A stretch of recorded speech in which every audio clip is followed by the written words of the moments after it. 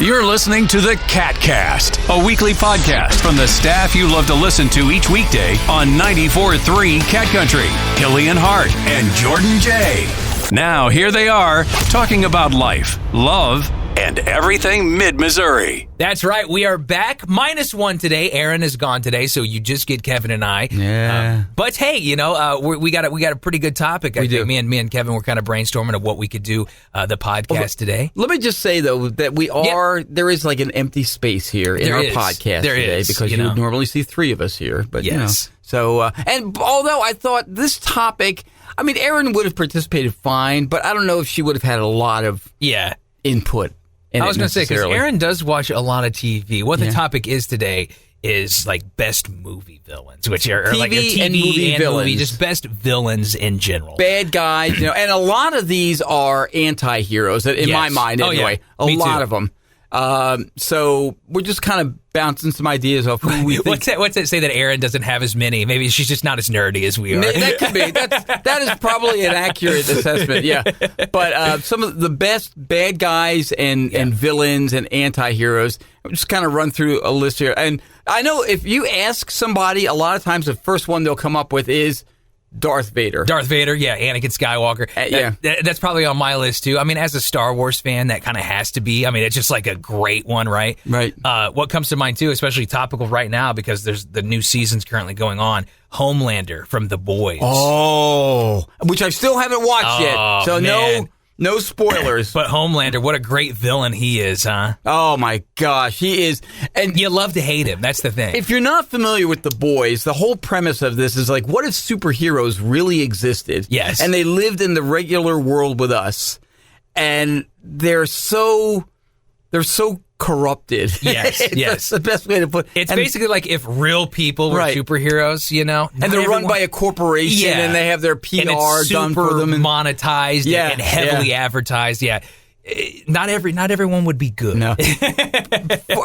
I will forewarn you that it's not for kids. Kids at all. It's not for kids. Just because you hear, superheroes, good, The Boys. No. It is. No. It is an adult show. There's some disturbing stuff in it, so if you're somebody who is bothered by just fair warning, that's all I'm saying. Read a review on it or something. It is violent. It is graphic. Yeah, but it's great. It's so really great. You know another really good one that comes to mind too, Kevin? Gus Fring from Breaking Bad. Oh, well, Breaking Bad, just Breaking Walter Bad White. Walter White, technically, technically he's an anti-hero. Yeah. But I would consider like he's kind of like the main character, right? He is the anti-hero. Gus Fring, yeah. But Gus Fring is his you don't root for Gus Fring though. No, you kind of root for Walter White. Gus Fring's the villain, right? Of the majority of the show, right? It's true. What a great show! I've said before. I believe everybody has an opinion, but I believe that Breaking Bad is the greatest TV series ever.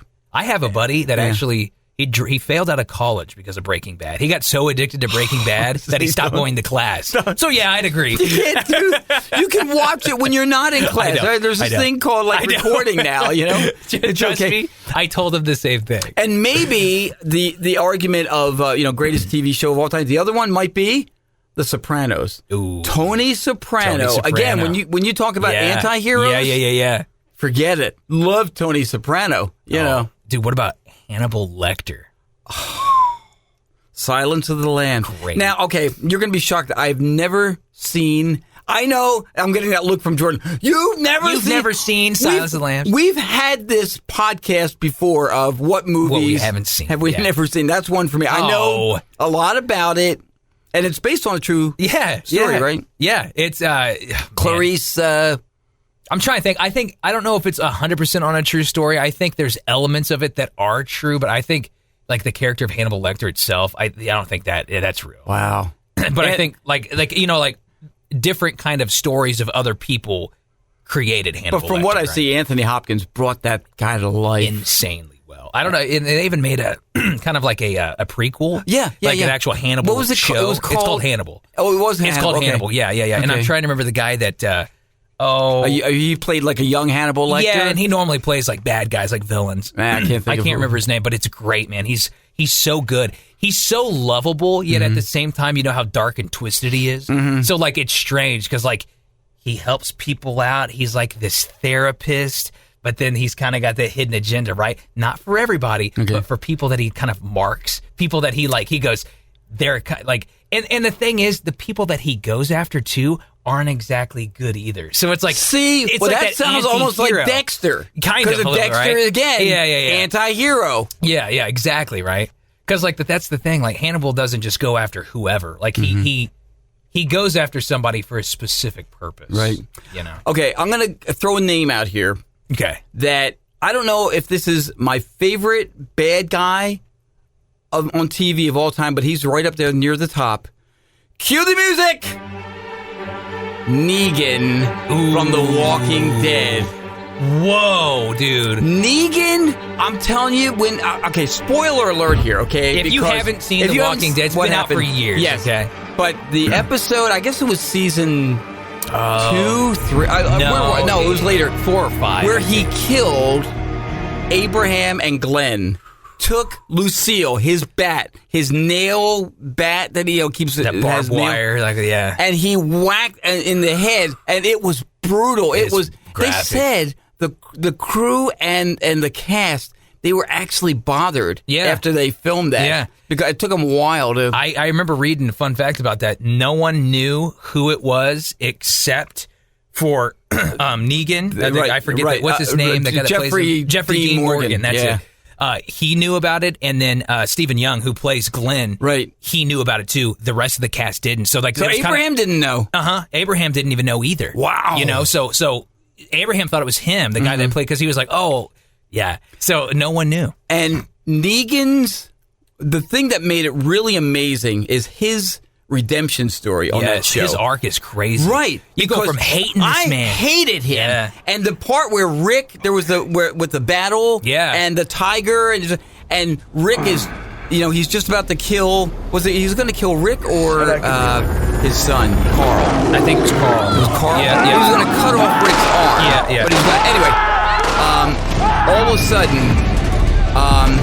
here you see, is it Sheba, the lion, or the tiger? Sheba, I think. Sheba. Anyway, Sheba attacked, and Negan looks up like he's surprised. And I was literally watching this show, and I'm jumping up and down, going, "Yeah, Sheba, good girl!" And then, what an awesome! And then Rick slits his throat. Yes. And then he was so compassionate. He had mercy on him. He had mercy and allowed him to live. Yeah. Patched him up. Yeah. Right. And that was what led Negan to become, I don't know if I'd say a good guy. Yeah. But he reformed his ways. And they even made a spinoff now too, where it's Negan and Maggie. Which, by the way, if you should be following along the story, but if you're not, that's Glenn, the person he killed. Because I think so. Is it okay? Because I haven't caught any episodes. I think so. It's still. Okay. I think it's like fresh. Yeah, there's only a couple episodes I think so far, but it's. So, but anyway, Negan, I know we spent a lot of time on Negan, but I'm telling you, one of my favorite, dude. Oh my gosh, what a great, I actually found myself rooting for Negan. Yes, dude, yeah. I'm trying to think of another really, really good, a good villain, one that's just like iconic. Ooh, I got one. Are you a Harry Potter fan? Yes. Lord Voldemort? Are you a Harry Potter fan? Yeah. Voldemort, dude. 100%. You said his name, Jordan. I know. What are you doing? Don't you know the rules? He who shall not be named. Next thing you know, you're going to say Beetlejuice. Come on, man. Dude, you know how this works. No, Voldemort is Voldemort, right? You know what? It's weird, too, because, again, I like Harry Potter. I'm not like a big fan. I like it. But Voldemort was he human at one point? Like, what was his backstory? Yeah. So he was like a wizard as well, right? Right. But he gets kind of like he gets corrupted, right? So he wants to kind of delve into like the dark arts part of magic, and that kind of corrupts him a little bit. Yes. Again, those movies have been out for a long time too, and I'm trying not to do too many spoilers on some of these shows, but some of them you have to. Again, you have to a little bit, right? You have to be. But yes, he used to be. Maybe on the description of this, I'll put spoiler alert. That way, so people click into it. Matter of fact, he used to be a good guy, and was actually almost like Harry Potter. Like they actually thought that he was kind of like going to be a prodigy like that. Like he was going to be like the next big thing, and then Speaking of bad guys, Harry Potter. Harry Potter. My precious. Dude, Gollum. Although I go one up though, but Sauron, right? Lord of the Rings, right? Yeah. Absolutely, right? Oh yeah. Which, by the way, if you've never seen the original trilogy, you have to watch it. That is a must-watch, like of movie trilogies. Yes. Lord of the Rings. Watch the original trilogy. Peter Jackson did a great job. Okay, I'm a big Trek fan. Yes. Ricardo Montalban as Khan. Yeah. Khan! Yeah, there it is. In fact, there it is. Indulge me here. Okay. I just want to play a little clip for you. Okay, perfect. This is from Star Trek II, The Wrath of Khan. Nerd alert, I know. But Star Trek II, The Wrath of Khan. This is what I love about Khan. Do you know the Klingon proverb that tells us revenge is a dish that is best served cold? It is very cold in space. I shall leave you as you left me, as you left her, marooned for all eternity in the center of a dead planet. Buried alive. Buried alive. Come! Come!